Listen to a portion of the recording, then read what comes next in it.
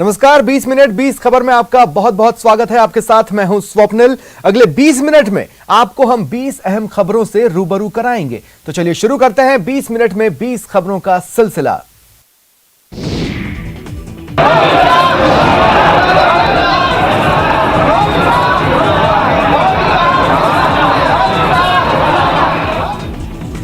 जहां तक नजर वहां तक आस्था का ज्वार, यहां से वहां तक, इस छोर से उस छोर तक, आगे आगे भक्ति बंद होकर चलते पुजारी और पीछे पीछे श्रद्धालुओं का सैलाब। तस्वीरें तमिलनाडु के तिरुचिरापल्ली की है। ये पावन अवसर भगवान रंगनाथ के रथोत्सव का है। मंदिर में मनाए जाने वाले दूसरे प्रमुख उत्सवों में रथोत्सव भी शामिल है, जिसका आयोजन तमिल माह थाई यानी जनवरी से फरवरी में किया जाता है। मंदिर के मुख्य देवता को रथ पर बिठाकर मंदिर की परिक्रमा कराई जाती है। आपको बताते चले कि श्री रंगनाथ स्वामी मंदिर भगवान रंगनाथ को समर्पित है। भगवान रंगनाथ को श्री विष्णु का ही अवतार माना जाता है। ये मंदिर तिरुचिरापल्ली के श्रीरंगम में स्थित है, इसीलिए इसे श्रीरंगम मंदिर भी कहा जाता है।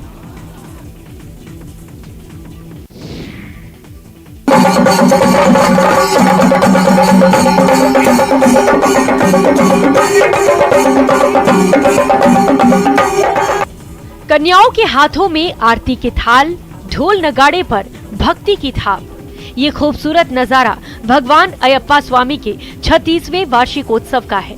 तस्वीरें छत्तीसगढ़ के जगदलपुर की है। यहाँ अयप्पा स्वामी का 36वां वार्षिकोत्सव धूमधाम से मनाया गया। भगवान अयप्पा स्वामी के भक्तों ने पूरी भक्ति और श्रद्धा के साथ भगवान अयप्पा की शोभा यात्रा निकाली। इंद्रावती नदी में भगवान को स्नान कराने के बाद उनका भव्य और आकर्षक श्रृंगार किया गया। शोभा यात्रा में बड़ी संख्या में श्रद्धालु शामिल हुए।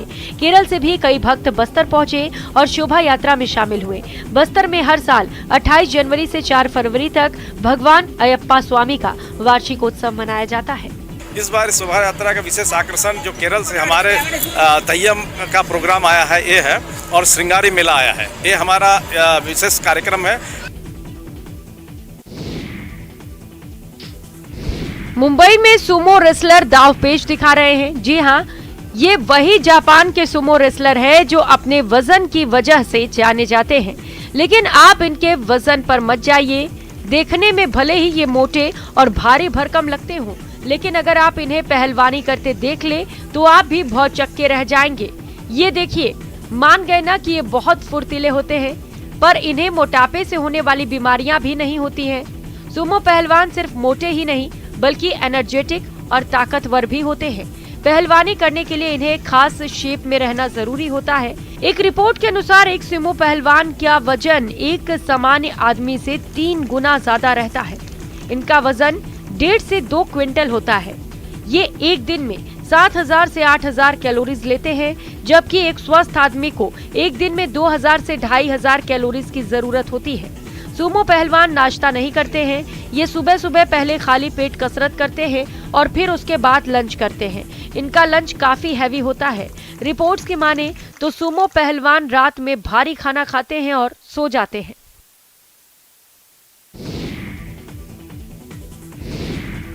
प्रतिभा उम्र की मोहताज नहीं होती। यकीन नहीं तो 11 साल की इस बच्ची को देखिए। जी हाँ, जिस उम्र में बच्चे शरारतें करते हैं, स्कूल जाने में आनाकानी करते हैं और जिस उम्र में बच्चों को गुड और बैड टच तक के बारे में जानकारी नहीं होती, उस छोटी सी उम्र में हैदराबाद से इस बच्ची ने बुक राइटिंग की है। हैदराबाद की तमारा नाम्बियार अपनी पहली किताब अनडिस्कवर्ड के साथ साहित्य की दुनिया में नई ऊंचाइयां छू रही हैं। तमारा की लिखी इस किताब में 38 कविताओं का संग्रह है। 11 साल की लड़की के लिए ये सब तब शुरू हुआ जब वो महज 5 साल की थी। खास बात यह है कि पुस्तक में दिए गए चित्र भी उनकी कल्पना की उपज है। उसने उन्हें एक तेज उपकरण का उपयोग करके जिंक की प्लेट पर उकेरा, जिसके बाद इसे प्रख्यात कलाकार लक्ष्मा गौड़ ने छापा। आगा खान अकादमी की 6ठी कक्षा की छात्रा तमारा कहती है कि विज्ञान उनका पसंदीदा विषय है। जब तमारा स्कूल में नहीं होती हैं, ये कविताएं नहीं लिखती हैं, तो वो या तो एक संगीत वाद्य यंत्र का अभ्यास करती हैं या अपने गायन पर ही फोकस करती हैं। जीवन में उनका सपना गायक और गीतकार बनना है। वेटलैंड को साफ सुथरा और सुरक्षित रखिए ताकि विदेशी परिंदे यहाँ आ सकें, आपके इलाके में सैलानी पधार सके। वेटलैंड यानी नम भूमि या आर्द्र भूमि, जमीन का वो हिस्सा जहां पानी और भूमि आपस में मिलते हैं उसे वेटलैंड कहा जाता है। ऐसी जमीन जो साल भर या साल के ज्यादातर महीने जल से भरी रहती है। वेटलैंड या आर्द्र भूमि की मिट्टी किसी झील, नदी, तालाब के किनारे का वो हिस्सा है जहां बहुत ज्यादा मात्रा में नमी पाई जाती है। ये कई मायनों में बहुत फायदेमंद होती है। तस्वीरें श्रीनगर की हैं, जहां लोगों को वेटलैंड को साफ सुथरा और सुरक्षित रखने की शपथ दिलाई गई।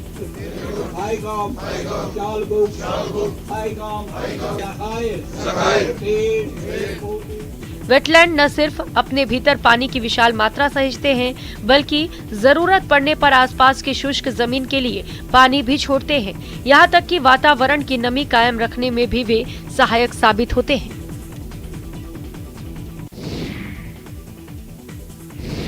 गंगा की लहरों के बीच सैर करते हुए लजीज व्यंजन का लुत्फ उठाइए। जी हाँ, MV गंगा विहार क्रूज शुरू हो चुका है। दरअसल दुनिया का सबसे बड़ा क्रूज जब पटना आया तो लोगों ने दूर से ही दीदार किया, लेकिन अब ऐसे क्रूज की शुरुआत हो चुकी है जिस पर शहर वाले मौज मस्ती और पार्टी भी कर सकते हैं। पटना और पूरे बिहार वासियों को गंगा की लहरों के बीच लजीज व्यंजनों का आनंद उठाने का मौका मिलने लगा है। क्रूज 3 फरवरी को गांधी घाट से रवाना हुआ। उप मुख्यमंत्री सह पर्यटन विभाग के मंत्री तेजस्वी प्रसाद यादव ने इसका विधिवत उद्घाटन किया। बिहार में बहुत स्कोप है टूरिज्म को देखते हुए, और ये जो प्रोजेक्ट है लगभग जो है 5-6 साल से पड़ा हुआ था, बंद पड़ा हुआ था। हम लोगों ने इनिशिएटिव लेके इसकी शुरुआत कराई है।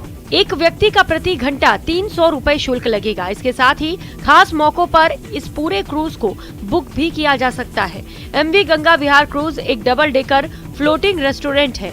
इस क्रूज में आप रेस्टोरेंट का भी मजा उठा सकते हैं। लोग गंगा में बर्थडे, शादी की सालगिरह, एंगेजमेंट, प्रेस कॉन्फ्रेंस सहित दूसरी पार्टी का आयोजन कर सकते हैं। काले लंबे घने बाल भला किस लड़की को नहीं चाहिए होते हैं। खूबसूरत बाल हर किसी की सुंदरता में इजाफा करते हैं। एक बार लंबे हो जाने के बाद हर लड़की अपने बाल कटवाने से पहले 1000 बार सोचती है। ऐसे में अगर कोई किसी दूसरे की भलाई के लिए अपने बाल कुर्बान कर दे तो उसे दरिया दिली ही कहेंगे। जी हाँ, ये भी एक दान है, अपने बालों यानी केशों का दान। आप सोचेंगे बाल कैसे और क्यों दान किए जाएं? लेकिन उदयपुर में 1500 से अधिक महिलाओं ने ऐसी ही मिसाल पेश की है।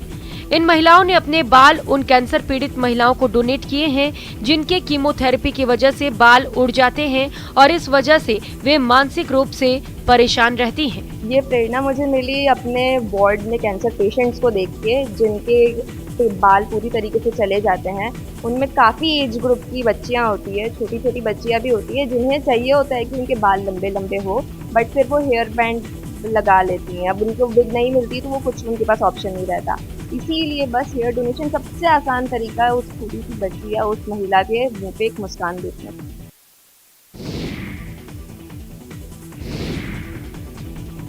अमृत महोत्सव के एक हिस्से के रूप में संचार मंत्रालय भारत सरकार के तत्वाधान में एक विभाग इंडिया पोस्ट एक राष्ट्रीय डाक टिकट प्रदर्शनी अमृत पैक्स 2023 का आयोजन कर रहा है। Delhi circle of India post ने 3 फरवरी को दिल्ली विश्वविद्यालय के मिरांडा हाउस ऑडिटोरियम में आयोजित एक समारोह में इस राष्ट्रीय प्रदर्शनी की घोषणा की। अमृत पैक्स 2023 राष्ट्रीय डाक टिकट प्रदर्शनी है जो 50,000 वर्ग फीट के क्षेत्र में फैली हुई है। इसमें 1400 फ्रेम और डिजिटल प्रदर्शनियां शामिल हैं जो टिकटों और फोटोग्राफिक संग्रहों का उपयोग करके भारत के इतिहास, संस्कृति, कला और विरासत को पूरे वर्षों में उजागर करेंगी। डाक टिकट संग्रह वस्तुओं की बिक्री के लिए 50 से अधिक बूथ भी होंगे। इसमें एक प्रतिस्पर्धा भी होगी और विजेताओं को प्रमुख अंतर्राष्ट्रीय फिलाटेलिक प्रदर्शनियों में भाग लेने का मौका भी मिलेगा।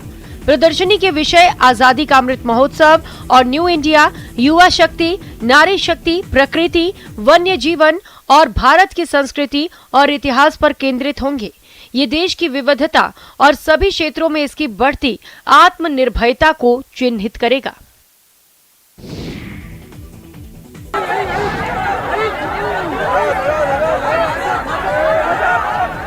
दम लगा के हैशा, जोर लगा के हैशा। खिलाड़ी जोर लगा रहे हैं, अपनी ताकत का कतरा कतरा उड़ेल रहे हैं ताकि विजय श्री प्रसन्न होकर इनका वरण कर ले, इनके सिर पर जीत का सेहरा सजा दे। रस्साकशी में बल की ही परीक्षा होती है, लेकिन यहाँ मामला हार जीत से परे प्रतिष्ठा से जुड़ गया है, इसलिए खिलाड़ी पुरजोर कोशिश कर रहे हैं। तस्वीरें राजसमंद जिले के रेल मगरा उपखंड की पंचायत बामणिया कला की है, जहां रूप सिंह जी महाराज की याद में 3 दिवसीय मेले का आयोजन किया जा रहा है। इसमें धार्मिक कार्यक्रम और खेलकूद प्रतियोगिताओं का आयोजन हो रहा है। इस मेले का शुभारंभ खेलकूद प्रतियोगिता के साथ हुआ। ग्रामीणों ने रस्साकशी प्रतियोगिता में अपना दमखम दिखाया। बड़ी संख्या में ग्रामीणों ने इस प्रतियोगिता में शिरकत की। मेले में शिरकत के लिए बड़ी संख्या में क्षेत्र के ग्रामीण पहुंच रहे हैं और धार्मिक और खेल कूद प्रतियोगिताओं का आनंद उठा रहे हैं। जिस माया के पीछे दुनिया वाले बावले बन घूम रहे हैं, वो इस दर पर खुद चल कर आती है। तस्वीरें महाराष्ट्र के शिरडी की है। यहाँ दुनिया भर से साईं बाबा के भक्त अपने आराध्य के लिए एक से बढ़कर एक उपहार लेकर आते हैं, अपने पथ प्रदर्शक के श्री चरणों में समर्पित करते हैं। नए साल की पहली तारीख को एक भक्त ने बाबा को 47 लाख का मुकुट चढ़ाया। इसके बाद तो जैसे स्वर्ण अर्पित करने की होड़ लग गई। इस बार हैदराबाद की साईं भक्त नागम अलीवेणी ने अपने पति की याद में साईं बाबा को 12,17,000 रुपए का स्वर्ण कमल भेंट किया। यह कमल पुष्प साईं बाबा की शाम की धूप आरती के समय बाबा को अर्पित किया गया। भक्त ने संतोष व्यक्त किया कि बाबा ने उसकी छोटी सी भेंट स्वीकार कर उसे कृतार्थ कर दिया। साईं बाबा को इसके पहले ही 3 कमल पुष्प भेंट आए हैं। उसके बाद फिर से हैदराबाद के भक्त ने एक बड़ा सा सुनहरा कमल फूल दान किया। साईं संस्थान के मुख्य कार्यकारी अधिकारी राहुल जाधव ने कमल पुष्प स्वीकार किया। शहर को खूबसूरत बनाने और पर्यटन को बढ़ावा देने के लिए दीवारों को खूबसूरत रियल स्टिक पेंटिंग से सजाया जा रहा है। तस्वीरें बिहार के मुंगेर की हैं।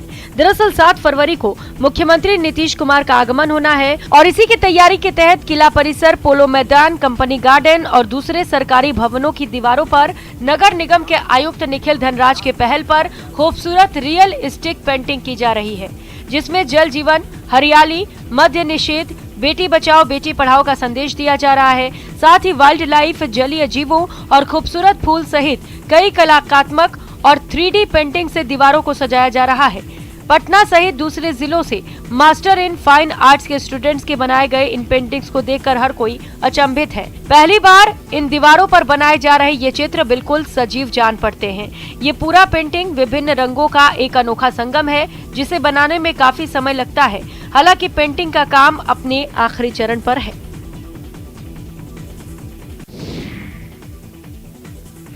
सदर अस्पताल में हर्बल गार्डन तैयार किया जा रहा है। इस गार्डन में कई तरह के औषधीय पौधे लगाए जा रहे हैं। वहीं सदर अस्पताल परिसर में बनाए जा रहे इस गार्डन में हर पौधे के पास नेम प्लेट और उसके औषधीय गुण को बताया गया है। इसके साथ ही इस हर्बल गार्डन को आकर्षित रूप देने के लिए चारों ओर से बैरिकेडिंग कर लाइट लगाने की प्रक्रिया पूरी की जा रही है। तस्वीरें बिहार के लखीसराय की है। इस हर्बल गार्डन के जरिए अस्पताल में आने वाले मरीजों को औषधीय गुण वाले पौधों की जानकारी दी जा रही है, ताकि अस्पताल में आने वाले मरीज दवाओं के साथ इन पौधों के औषधीय गुण भी जान सके और जरूरत पड़ने पर दवाओं के साथ साथ इनका उपयोग कर लाभ हासिल कर सके। सदर अस्पताल प्रबंधक नंद किशोर भारती ने बताया कि हर्बल गार्डन से मरीजों को काफी फायदा पहुंचेगा।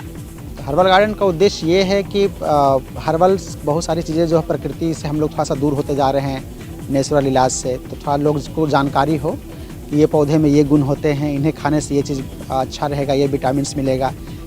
ये सारी चीज़ें जानकारी देने के उद्देश्य से पब्लिक में, लोगों में हम लोग इसको डेवलप कर रहे हैं। ऊंट ऐसे सजाए गए हैं कि दुल्हन भी इनके आगे फीकी पड़ जाए। यूं तो दुल्हन 16 श्रृंगार करती है, लेकिन इन ऊँटों को 20 से ज्यादा श्रृंगार के जरिए सजाया गया है। ऊँट को सजाने के लिए अक्सर लोग एंटीक आइटम ही इस्तेमाल करते हैं। एंटीक आइटम राजस्थानी कला और संस्कृति को ज्यादा निखारता है, लिहाजा ऊँट की सजावट में एंटीक आइटम का इस्तेमाल करने की होड़ होती है। तस्वीरें स्वर्ण नगरी जैसलमेर की है, जहाँ मरु महोत्सव की धूम देखने को मिल रही है। डोडांसर स्टेडियम में रेगिस्तान के जहाज ऊँटों की भागीदारी से जुड़ी स्पर्धाओं के नाम रहा। इस दौरान ऊँट श्रृंगार देखते ही बन रहा था। हम इस वक्त खड़े हैं जैसलमेर के डेडांसर मैदान में और यहाँ ऊंट श्रृंगार प्रतियोगिता आयोजन हो रहा है। मैं कैमरामैन से आग्रह करूंगा, आप देखिए ऊंट श्रृंगार प्रतियोगिता आयोजन हो रहा है, उसको लेकर तैयारियां पूर्ण कर दी गई हैं। देसी विदेशी पर्यटक अपने कैमरों में जो ऊंट श्रृंगारित है रेगिस्तान के जहाज़ को श्रृंगार किए हुए के कैमरे की में अपनी तस्वीरें कैद कर रहे हैं और लगातार उत्साह देखा जा रहा है। ऊंट श्रृंगार प्रतियोगिता में 7 लोग यहाँ के और BSF के जवान भी इसमें शामिल हैं और युवाओं में ज़बरदस्त क्रेज देखने को मिल रहा है। किसी इलाके में बाढ़ आ जाए तो हजारों लोगों की जिंदगी संकट में घिर जाती है, फिर होती है मदद की दरकार। ऐसे में सबसे बड़ी चुनौती प्रशासन के लिए मदद पहुंचाने की होती है। ऐसे हालात भविष्य में कभी बने, इसलिए तैयार तो रहना होगा ना। तस्वीरें उसी तैयारी की है।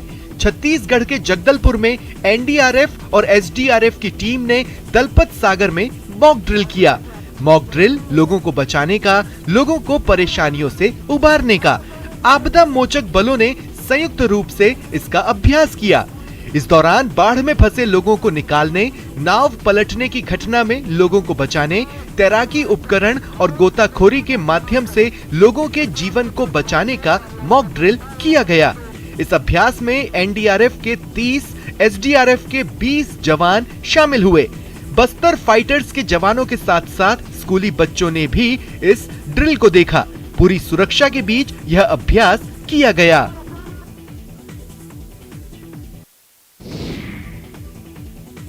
दुनिया में रहना है तो काम करना पड़ेगा, सबको सलाम करना पड़ेगा, वरना ये दुनिया न खाने को देगी न पीने को। मजबूर इंसान में कुछ भी करने की क्षमता आ जाती है और वो हर काम के साथ बैलेंस बनाना सीख लेता है। ठीक वैसे ही जैसे एक वायरल वीडियो में साइकिल चलाते शख्स का बैलेंस देख आप दंग रह जाएंगे।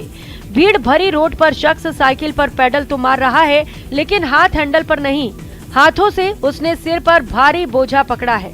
फिर भी स्पीड कम नहीं है, क्योंकि मंजिल पर पहुंचने की जल्दी है। वीडियो साबित कर रहा है कि मजबूरी इंसान से क्या कुछ नहीं कराती। वीडियो को 2,77,000 व्यूज मिल चुके हैं। वायरल वीडियो में एक शख्स भीड़ भाड़ वाली सड़क पर तेजी से साइकिल दौड़ाता हुआ नजर आ रहा है। इस दौरान उसके हाथ हैंडल पर होने की बजाय सिर पर लदे सामान को पकड़ने में लगे हुए हैं, क्योंकि थोड़ी भी लापरवाही से सामान नीचे गिरकर खराब हो सकता है। शख्स को सामान की सही सलामत उसके मकान तक पहुंचाने की जल्दी है, क्योंकि काम पूरा करने के बाद ही उसे मेहनताना मिलेगा, उसके परिजनों का पेट भरेगा।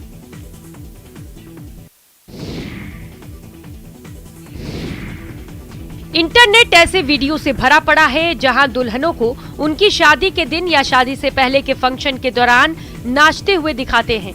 ऐसे वीडियो देखने में हमेशा शानदार होते हैं और लोगों को हंसने पर मजबूर कर देते हैं। ऐसा ही एक वीडियो है जो खुशियां फैलाने के साथ ही लोगों को इमोशनल भी कर रहा है। वीडियो क्लिप में एक दुल्हन को उसकी दृष्टिहीन बहन के साथ एली रे एली के गाने पर नाचते हुए देखा गया है।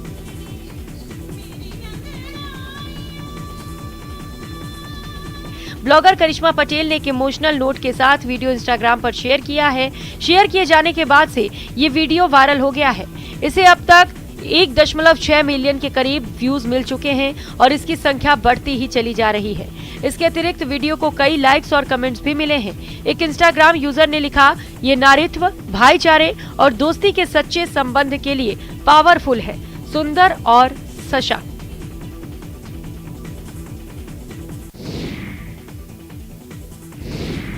चीन की सरकार पश्चिमी देशों के प्रमुख उद्योग भागीदारों की मदद से दुनिया का सबसे बड़ा DNA डेटाबेस तैयार कर रही है। चीन कह रहा है कि इसका मकसद government affairs, economic development, social governance, लोगों की आजीविका, market supervision, finance, border, emergency fire control और कल्चरल टूरिज्म समेत डिजिटल सर्विस को बढ़ावा देना है। लेकिन चीन के दावे पर गंभीर सवाल उठाए जा रहे हैं। कहा जा रहा है कि इससे तिब्बतियों के निजी गोपनीयता के अधिकार खतरे में पड़ जाएंगे। रिपोर्ट में कहा गया है कि चीन ने इस प्रक्रिया के लिए सार्वजनिक रूप से कोई सबूत भी नहीं छोड़े हैं। गौरतलब है कि चीन ने 1950 में तिब्बत पर कब्जा कर लिया था, जिसे उसने शांतिपूर्ण मुक्ति का नाम दिया था। ये क्षेत्र देश के सबसे प्रतिबंधित क्षेत्रों में से एक है। पत्रकारों और राजनयिकों को स्वतंत्र रूप से यात्रा करने से रोक दिया गया था।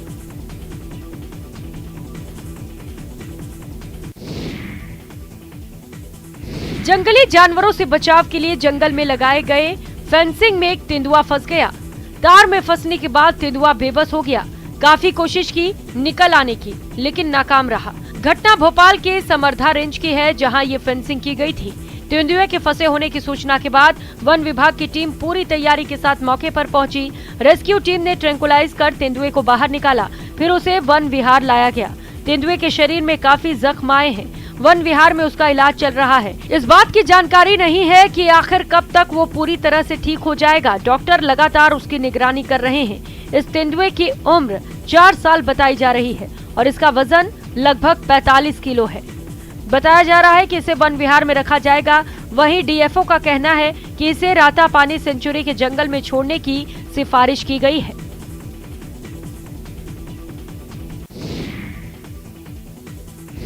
कुछ भी शून्य में नहीं होता, हर चीज की वजह होती है। लेकिन इस घर में अपने आप आग लग जाती है। कोई इसे भूत प्रेत का चक्कर बता रहा है तो कोई ब्लैक मैजिक। मामला राजस्थान के डूंगरपुर का है, जहां एक परिवार परेशान है। पथराव से, आगजनी से घर में आग कौन लगा रहा है पता ही नहीं चलता। पथराव कौन कर रहा है पता नहीं है। बस आगजनी और पथराव से नुकसान झेलना पड़ रहा है। पीड़ित मदद के लिए पुलिस से गुहार लगा चुका है। बता चुका है कि कई बार उसके घर में आग लगाई जा चुकी है, पथराव किया जा रहा है, लेकिन पुलिस भी परेशान है। मामला धम्बोला थाना क्षेत्र के उपला रास्ता पंचायत के राखड़िया गांव का है, जहां 6 भाइयों का परिवार पथराव और आगजनी जैसी घटनाओं से परेशान है। 2 महीने से आए दिन हो रही घटनाओं को लेकर पीड़ित परिवार पुलिस के पास भी गया, लेकिन उन्हें वहां से भी मदद नहीं मिली। मजबूरी में परिवार अब घर बार छोड़कर दूसरी जगह जाने को मजबूर है। वहीं पुलिस जांच के बाद कार्रवाई की बात कह रही है।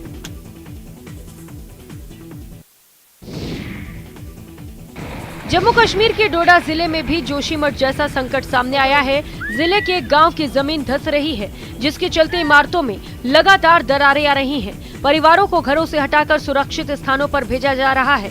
अब तक 19 घरों, 1 मस्जिद और 1 मदरसे को खाली कराया गया है। निवासियों में दहशत का माहौल है। डोडा शहर से 35 किलोमीटर दूर किश्तवाड़ बटोटे राष्ट्रीय राजमार्ग पर स्थित ठाठरी इलाके के नई बस्ती गांव में मिट्टी के खिसकने के कारण घरों की दीवारों में दरारें आई तो छतें और दीवारें गिरने लगी। तो अभी तक देखा जाए तो काफ़ी हद तक जो हो सकता है, जो करने चाहिए फर्स्ट जो स्टेप्स रहते हैं वो लेने में कामयाब हो चुके हैं, चाहे एडमिनिस्ट्रेशन या लोकल लोग हैं, संयम बनाने में। अधिकारियों का कहना है कि मिट्टी खिसकने के कारणों की जांच के लिए विशेषज्ञों को गांव भेजा गया है। डोडा के उपायुक्त विशेष महाजन ने कहा है कि हम लोगों की सुरक्षा सुनिश्चित करने के लिए सभी जरूरी कदम उठा रहे हैं। फिलहाल इतना ही, दीजिए इजाजत, नमस्कार।